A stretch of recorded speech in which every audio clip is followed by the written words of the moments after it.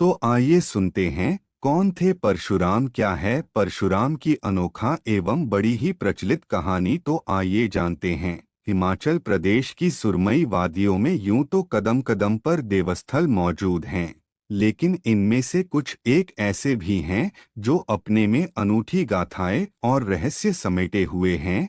ऐसा ही एक मंदिर है निरमंड का परशुराम मंदिर। यह मंदिर शिमला से करीब 150 किलोमीटर दूर रामपुर बुशहर के पास स्थित निरमंड गांव में है। मान्यता है कि भगवान परशुराम ने यहां अपनी जिंदगी के अहम वर्ष गुजारे थे। किंवदंतियों के अनुसार ऋषि जमदग्नि हिमाचल के वर्तमान सिरमौर जिला के समीप जंगलों में तपस्या किया करते थे।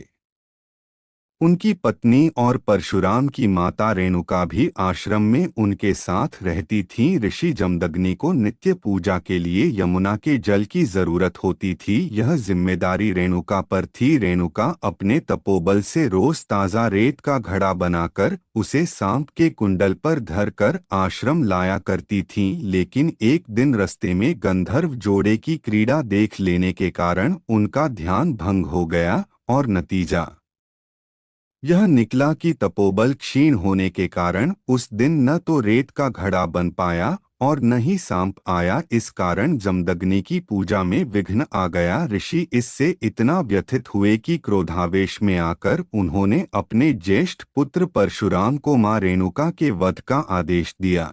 पितृभक्त परशुराम ने तुरंत पिता की आज्ञा का पालन किया और रेणुका को मौत के घाट उतार दिया। बेटे की पितृ भक्ति से जमदग्नि प्रसन्न हुए और उन्होंने वरदान मांगने को कहा, तो परशुराम ने मां को दोबारा जीवित करवा लिया।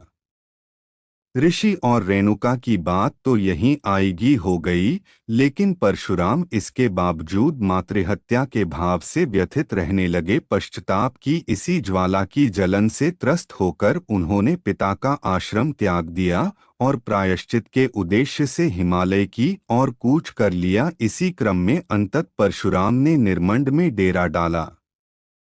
यहाँ उन्होंने मां रेणुका को समर्पित एक मंदिर भी बनवाया, जो आज भी देवी अंबिका के मंदिर के रूप में यहाँ विद्यमान है। इस मंदिर में रेणुका की 1.25 फुट की प्रतिमा है, जो नेहे के रेणुका मंदिर की प्रतिमा से मेल खाती है। परशुराम ने यहाँ जो आश्रम बनाया था उसी को आज परशुराम मंदिर के तौर पर पूजा जाता है। यह आश्रम पहाड़ी और जंगली जानवरों के इलाके में होने के कारण चारों तरफ से बंद था और आने जाने के लिए एक ही मुख्य द्वार था। मंदिर का यह मूल स्वरूप आज भी जस का तस है। कहते हैं यहीं पर मातृ हत्या के दोष निवारण के लिए परशुराम ने एक यज्ञ भी शुरू करवाया, जिसमें तब नरबलि दी जाती थी। किंवदंतियों की माने तो कालांतर में यही नरबलि मौजूदा भूंडा यज्ञ के तौर पर प्रचलित हुई, जो आज भी जारी है। एक अन्य कथा के अनुसार परशुराम ने निरमंड को खास तौर पर क्षत्रियों के सहार के लिए तैयार करने हेतु बसाया था, लेकिन कारण यहाँ भी माता रेणुका थीं। राजा सहस्त्रार्जुन के रेणुका के प्रति प्रेम की परिणति आखिरकार जमदग्नि और रेणुका के वध के रूप में हुई। इससे परशुराम कुपित हो उठे और उन्होंने धरती से क्षत्रियों के सहार का संकल्प लिया, जिसे पूरा करने के लिए निरमंड में आश्रम बनाया। अब इनमें से सच कौन सी धारणा है, यह कहना तो मुश्किल है, लेकिन दोनों से यह जरूर साबित होता है कि परशुराम ने ही निरमंड बसाया था। यही कारण है कि दूसरे तमाम देवों के मंदिर होने के बावजूद निरमंड में आज भी परशुराम को ही मुख्य देव माना जाता है। परशुराम जी का मंदिर गांव के बीचों बीच स्थित है और खास बात यह कि आप गांव के किसी भी रास्ते पर चल दें, परशुराम मंदिर जरूर पहुंचेंगे। परशुराम जी का मंदिर या कोठी मूलत लकड़ी की बनी हुई है, जिस पर प्राचीन काष्ठकला उकेरी हुई है। मुख्य द्वार आज भी एक ही है।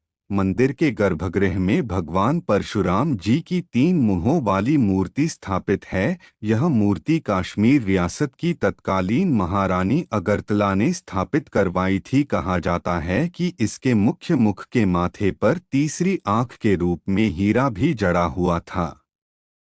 इसके अलावा यहीं पर परशुराम जी के तीनों मुंहों के लिए चांदी का मुखौटा भी हुआ करता था, जो बाद में चोरी हो गया था। हालांकि आज भी यहाँ के भंडार में समुद्रसेन के काल का स्वर्ण पात्र मौजूद है। इसके अलावा देवी के आभूषण भी हैं। इन्हें भूंडा यज्ञ के मौके पर जनता के दर्शनार्थ रखा जाता है। बाकी के समय यह ताले में बंद रहते हैं। मंदिर के प्रांगण में सदियों पुराने शिलालेख और प्रस्तर की प्राचीन प्रतिमाएं भी हैं, जो तत्कालीन भव्यता को सहज ही बयान करती हैं। परशुराम मंदिर के देखरेख हालांकि एक समिति करती है, लेकिन इसे देखकर सहज ही अंदाजा लगाया जा सकता है कि यह स्थानीय समिति के बस का रोग नहीं है और इसके लिए व्यापक स्तर पर सरकारी प्रयासों की जरूरत है। गांव के लोग इस प्राचीन मंदिर और उस कारण निर्मंड के साथ जुड़े इतिहास के चलते निर्मंड को धरोहर का दर्जा मांग रहे हैं। लेकिन यदि सरकार परशुराम मंदिर को ही सहेज ले तो भी बड़ी बात होगी। थोड़े से प्रयास और प्रचार से इसे इलाके का प्रमुख धार्मिक पर्यटन का केंद्र बनाया जा सकता है। अब आप एक और बड़ी ही प्रचलित एवं पूर्ण सत्य सुनिए, जो कि बहुत ही ज्यादा रोचक भरी है।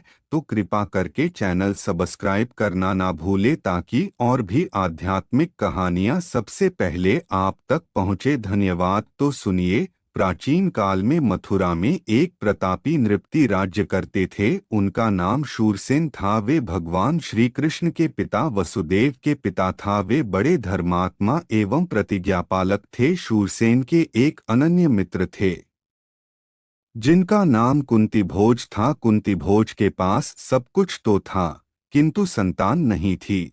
वे संतान के अभाव में दिन रात दुखी और चिंतित रहा करते थे। शूरसेन ने कुंती भोज के दुख को देखकर उन्हें वचन दिया था कि वे अपनी प्रथम संतान उन्हें दान में दे देंगे। शूरसेन की प्रथम संतान एक पुत्री थी। उन्होंने बड़े ही प्यार के साथ उसका नाम पृथा रखा था। पृथा जब बड़ी हुई तो शूरसेन ने अपने वचन के अनुसार उसे कुंती भोज को सौंप दिया। कुंती भोज ने उसे अपने घर ले जाकर उसका नाम कुंती रखा।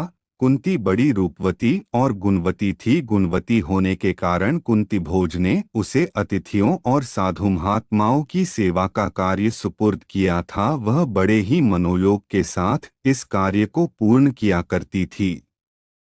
एक बार कुंती भोज के घर दुर्वासा जी का आगमन हुआ। वे कई दिनों तक कुंती भोज के घर उसके अतिथि के रूप में रहे। उनकी भी सेवा कुंती ही किया करती थी। कुंती की सेवा और उसके विनीत व्यवहार ने दुर्वासा के मन को जीत लिया। वे जब जाने लगे तो उन्होंने कुंती को अपने पास बुलाकर कहा, पुत्री, मैं तुम्हारी सेवा से प्रसन्न हूँ। मैं तुम्हें एक मंत्र दे रहा हूँ। तुम इस मंत्र को पढ़कर किसी भी देवता को अपने पास बुला सकती हो और मनचाहा वरदान प्राप्त कर सकती हो। दुर्वासा कुंती को मंत्र देकर चले गए। प्रभात के पश्चात का समय था। सूर्योदय हो चुका था। आकाश में पक्षी उड़ रहे थे। कुंती राजकीय उद्यान में एक शिलाखंड पर बैठी हुई थी। सहसा उसका ध्यान दुर्वासा के मंत्र की ओर गया। उसने सोचा, क्यों न दुर्वासा के मंत्र की परीक्षा ली जाए। कुंती ने मंत्र को पढ़कर सूर्यदेव का आह्वान किया। आश्चर्य! सूर्यदेव कुंती के सामने प्रकट हो गए। कुंती स्तब्ध हो गई। उसका मस्तक अपने आप ही सूर्य के समक्ष नत हो गया। सूर्यदेव बोल उठे, तुमने मेरा आह्वान क्यों किया? कुंती बोली, देव, दुर्वासा ऋषि ने मुझे एक मंत्र दिया था। मैंने मंत्र की परीक्षा के लिए उसे पढ़कर आपका आवाहन किया। मुझे क्षमा कर दीजिए। सूर्यदेव ने कुंती की ओर देखते हुए कहा, अब तो मैं प्रकट हो गया हूँ। मेरा प्रकट होना व्यर्थ नहीं जाता। मैं तुम्हारे साथ रमण करना चाहता हूँ। तुम्हें एक पुत्र देना चाहता हूँ। कुंती बोली, देव, मैं कुमारी हूँ। कुमारी लड़की के साथ रमण करना पाप है। मेरे गर्भ से जब पुत्र पैदा होगा तो मैं समाज में कैसे रह सकूंगी? सूर्यदेव बोले, तुम चिंता मत करो। मेरे समागम से तुम्हारा कौमार्य नष्ट नहीं होगा। पुत्र पैदा होने पर भी तुम्हारा कौमार्य बना रहेगा। गर्भ की स्थिति में भी पता नहीं चल सकेगा कि तुम गर्भवती हो। इसी प्रकार जब सूर्यदेव ने कुंती को सांत्वना प्रदान की तो वह उनके साथ समागम के लिए उद्यत हो गई। परिणामत सूर्यदेव ने कुंती के साथ रमण किया। कुंती गर्भवती हो गई। सूर्यदेव तो चले गए। कुंती गर्भस्थ बालक के उत्पन्न होने की प्रतीक्षा करने लगी। समय पर गर्भस्थ बालक पैदा हुआ। कुंती बालक को छिपाए तो कैसे छिपाए? उसने लोकापवाद के भय से नवजात बालक को एक संदूक में रखकर उसे गंगा में प्रवाहित कर दिया। वह संदूक हस्तिनापुर में अधिरथ नामक सारथी के हाथ लगा। उसकी पत्नी का नाम राधा था। उनके कोई संतान नहीं थी। अधिरथ संदूक में नवजात शिशु को देखकर प्रसन्न हो उठा। शिशु भी कैसा बड़ा तेजोमय! वह कानों में स्वर्ण कुंडल और छाती पर कवच धारण किए हुए था। अधिरथ ने ऐसा बालक आज तक नहीं देखा था। वह उस बालक को अपने घर में ले जाकर उसका पालन पोषण करने लगा। अधिरथ द्वारा पालित वही नवजात शिशु बड़ा होने पर कर्ण के नाम से प्रसिद्ध हुआ। कर्ण बड़ा शूरवीर और दानी था। उसके शौर्य और दान ने उसे अमर बना दिया। ऐसे ही पौराणिक एवं धार्मिक कहानियाँ देखने के लिए हमारे चैनल को सब्सक्राइब करें तथा बेल आइकन दबाएं ताकि और भी आध्यात्मिक कहानियाँ सबसे पहले आप तक पहुँचे। धन्यवाद।